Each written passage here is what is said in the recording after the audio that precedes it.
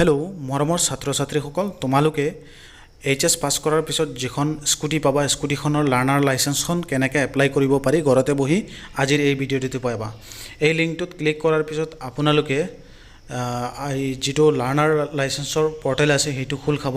সাৰথী পৰিবহণৰ পোৰ্টেলত ক্লিক কৰি আপোনালোকৰ এই ৰেড মাৰ্ক কৰি দেখুৱাই আছো তাতে আসাম সিলেক্ট কৰি লব। আসাম সিলেক্ট কৰাৰ পিছত এই টোটেল ড্যাশবোৰ্ডটো খুল খাব।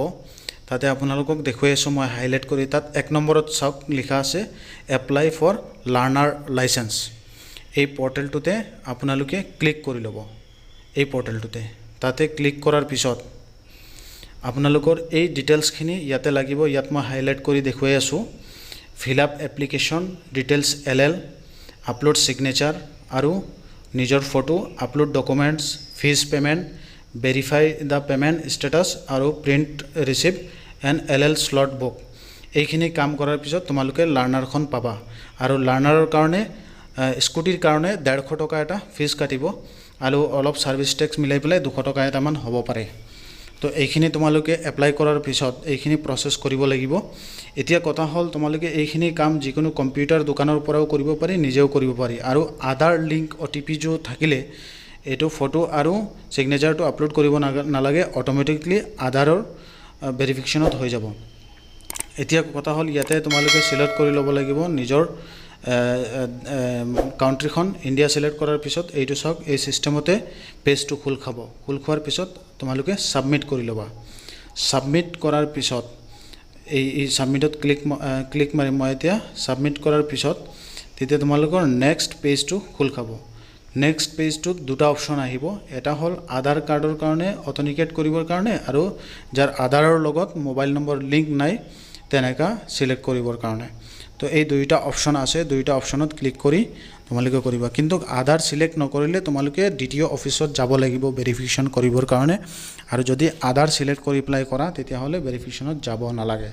তো মই উদাহৰণ হিচাপে এতিয়া যাৰ যাৰ আধাৰ নাই হেতু মই এনে ক্লিক মাৰি দেখুৱাই আছো আৰু আধাৰত ক্লিক মাৰি আধাৰ নম্বৰ মাৰি প্লাই ওটিপি সাবমিট কৰাৰ পিছত সেই প্ৰসেসতে আহিব।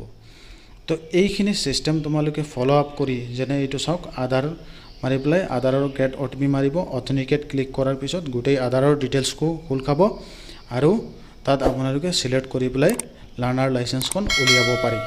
তো এনেকা ছাত্ৰ ছাত্ৰীসকল তোমালোকে যদি লাৰ্নাৰ লাইসেন্সখন প্ৰয়োজন হয় তেতিয়া হলে উলিয়াই ৰাখি দিবা।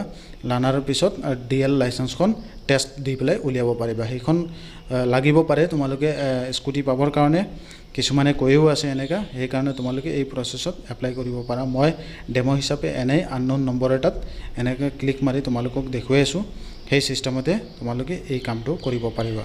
তো আশা কৰো আজিৰ ভিডিঅটো তোমালোকে ভাল পাইছা। এই সিস্টেমত এপ্লাই কৰিব পাৰিবা আৰু তোমালোকে যাতে এইটো বিষয়লৈ কোনো প্ৰবলেম নহয় সেই কাৰণে তোমালোকক এই ভিডিঅটো দেখুৱালো।